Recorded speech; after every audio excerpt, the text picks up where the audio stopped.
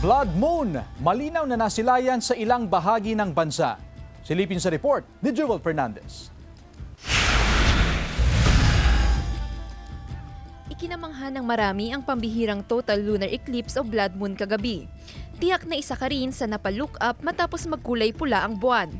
Sa Malasiki, Pangasinan, nakuhanan ng litrato ni Adam Terrado ang blood moon. Malinaw ring nasilayan ang total lunar eclipse sa Lawag City, Ilocos Norte. Pasado alas 6 kagabi, unti-unting sumisilip ang buwan at nagkukulay pula. Ilang residente rin ang nag-abang para masilayan ito. Sa Bangar, La Union, ibinahagi ni Zea May Nares ang kanyang mga kuhang larawan mula penumbral phase hanggang full eclipse. Nasaksihan din ang ganda ng buwan sa Ilagan City, Isabela.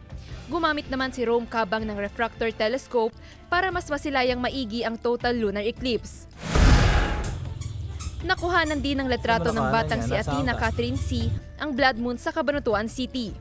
Bagamat hindi pa gaanong marunong kumuha ng litrato, ay masaya naman daw siyang masilayan ang ganitong pagkakataon. Sa Pampanga, mapapawaw ka naman sa entry ng Kapampangan professional photographer na si Gerald Gloton. Kwento niya, naghintay siya mula 6 p.m. hanggang 8 p.m. para masilayan ang eclipse.